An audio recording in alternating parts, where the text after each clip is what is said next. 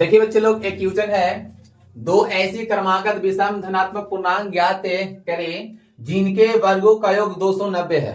ठीक है, यानी कि हमें कहने का मतलब है कि यहाँ पे आपको दो गो ऐसी क्रमागत धनात्मक विषम पूर्णांक संख्या निकालना है जिनके अगर हम वर्ग करेंगे ना बाबू, जिनके वर्गों का योग कितना है तो 290। ठीक है, तो यहाँ पे एक आप लोग वर्ड देख रहे कि क्रमागत, ये क्रमागत का मतलब क्या होता है बच्चे लोग? क्रमागत का मतलब होता है लगातार। क्या होता है जी? लगातार होता है। यानी कि हमें दो ऐसी लगातार विषम धनात्मक पूर्णांक ज्ञात करना है ना जिनके वर्गों का योग दिया कितना तो 290 दिया। ठीक है, तो सबसे पहले हम लोग मान लेंगे कि माना कि दो क्रमागत विषम पूर्णांक। ठीक है बाबू, देखिए सबसे पहले मान लेंगे ना हम लोग, ये बनाने का नियम होता है, लिखेंगे माना कि दो क्रमागत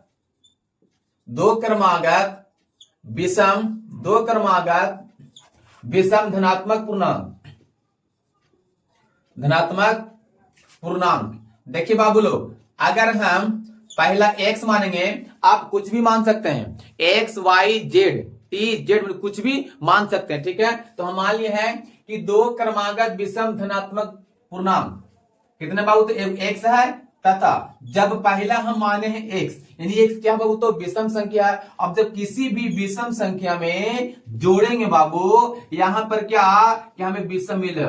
बताइए, जब भी जोड़ेंगे ना तो हम यहाँ पर एक नहीं जोड़ेंगे। देखिए तो अगर 3 में 1 जोड़ेंगे तो क्या मिलेगा? 4 मिलेगा, जो कि 4 क्या है बाबू तो सम संख्या है। लेकिन हमें सम नहीं चाहिए, हमें क्या चाहिए? विषम चाहिए। तो यहाँ पे हम दो नहीं, एक नहीं जोड़ेंगे, क्या जोड़ेंगे बाबू तो 2 जोड़ेंगे।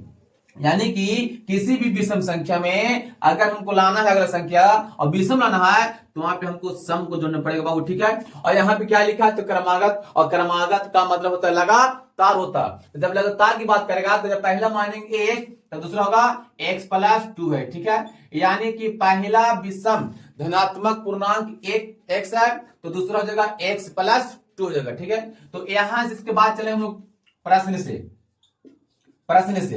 प्रश्न में दिया है ना कि दो ऐसी क्रमागत विषम धनात्मक पूर्णांक ज्ञात करें जिनके वर्गों का योग 290 है। यानी कि एक ये है विषम धनात्मक पूर्णांक है और एक ही x प्लस 2 है, इन्हीं का वर्ग जब वर्ग करेंगे ना स्क्वायर, और इसका योग दिया कितना 290 दिया। यानी कि पहला एक तो x का स्क्वायर कर दीजिए, इसके बाद दिया x प्लस 2, इसका स्क्वायर कर दीजिए। अब यही दोनों का योग का दिया बाबू तो 290 दिया। अब बस इसी कैलकुलेशन करके हमें x का मान निकल जाएगा और यहाँ पे रख देंगे तो हमें दो विषम धनात्मक पूर्णांक ज्ञात हो जाएगा। ठीक है, तो देखिए जब यहाँ पे हम स्क्वायर करेंगे तो x का स्क्वायर क्या हो जाएगा जी? x स्क्वायर हो जाएगा प्लस यहाँ पे a प्लस b के होल स्क्वायर पर जब इसको ब्रेक करेंगे खोलेंगे तो कुछ ऐसा देगा x square plus 4x plus 4, यानी कि होता ना फॉर्मूला जी a प्लस बी के होल स्क्वायर का फॉर्मूला क्या होता है? a square plus 2ab plus b square, यही ना होता है। जब इसको ब्रेक कीजिएगा ना खोलिएगा तो यही तो नहीं आएगा, यानी कि x square plus 4x plus 4 आएगा और इक्वल टू क्या दिया जी तो 290 दिया। अब देखिए यहाँ पे एक्स स्क्वायर क्या लिखा जी x स्क्वायर, इसको जोड़ेंगे तो हो जाएगा 2x स्क्वायर, प्लस में है 4x और प्लस में 4 है और ये प्लस में तो आ जाएगा बाबू माइनस में, इक्वल हो जाएगा 0। 2x स्क्वायर प्लस 4x, देखिए यहां पर घटेगा तो हो जाएगा 200 बजाय कितना 86 इक्वल टू 0 है ना जी। देखिए यहां से दो कॉमन लीजिए, जब दो कॉमन लेंगे तो हो जाएगा x स्क्वायर प्लस में 2x माइनस में 143 इक्वल टू 0, और जब दो गुना में तो कहां जाएगा बाबू भागा में, और जब भागा में जाएगा बच्चा और जब इसको भागा देंगे ना दूसरी जी तो क्या मिलेगा 0 मिलेगा। यानी कि अब हमें यहां से क्या करना पड़ेगा बच्चा तो गुणनखंड, या तो आप यहां से गुणनखंड करके बना सकते हैं, या तो आप यहां से गुणनखंड करके बना सकते हैं, और नहीं तो आप फॉर्मूला पढ़ोगे द्विघात सूत्र का प्रयोग, आप यहां से द्विघात सूत्र का प्रयोग करके भी बना सकते हैं। ठीक है, तो देखिए हम यहां से बनाते हैं बच्चा गुणनखंड के द्वारा। गुणनखंड का नियम होता है कि वैसे दो फैक्टर को चुनिए, वैसे दो गुणनखंड को चुनिए जिनका गुणनफल ये आवे और जोड़ के या घटा करके बीच वाला हो। ठीक है, तो यहां से हम तोड़ते हैं, प्लस में 13x माइनस में 11x, देखिए तो 13 में से 11 घटेगा तो बचेगा 2 और प्लस माइनस होता है बाबू माइनस, और जब 13 में 11 से गुना करोगे ना तो मिलेगा 143 और जाएगा माइनस में 143 इक्वल टू 0।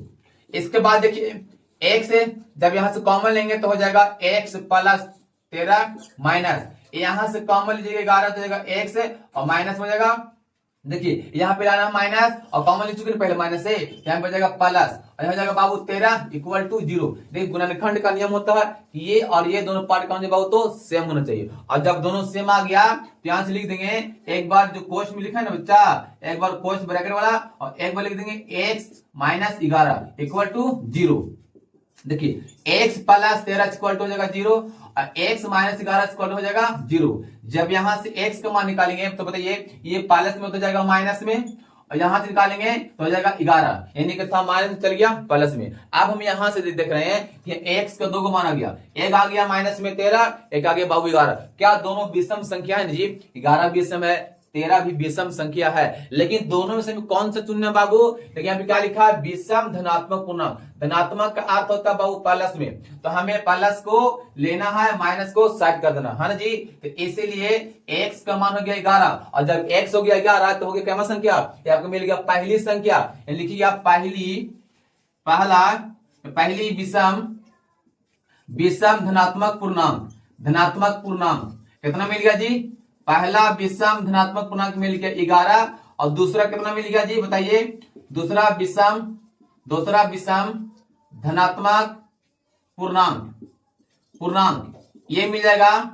देखिए तो x के पास रहेंगे 11 तो 11 प्लस 2 हो जाएगा बाबू 13। हो गया आंसर। देखिए कितना अच्छा समझा दिए होंगे। अगर कोई भी बच्चा को समझ में ना आया होगा तो एक बार वीडियो को बैक करके देखिएगा, क्योंकि आपके एग्जाम में इस बार छपने वाला है 2026 के जो बोर्ड एग्जाम होगा। ठीक है, तो आप लोग इस बार अच्छा से फ्रेश एकदम नोट कर लीजिए। ठीक है बच्चे लोग, तो चलिए ठीक है, आज का हम वीडियो तय रखते हैं और फिर मिलेंगे अगले क्लास में। जो भी बच्चे इस चैनल पर नए होंगे तो सबसे पहले चैनल को सब्सक्राइब कीजिएगा, और जो भी बच्चा ये वीडियो देख रहा होगा सबसे पहले वीडियो को लाइक कीजिएगा और अपने प्यारे प्यारे दोस्तों के पास शेयर जरूर कीजिएगा। ठीक है, थैंक यू।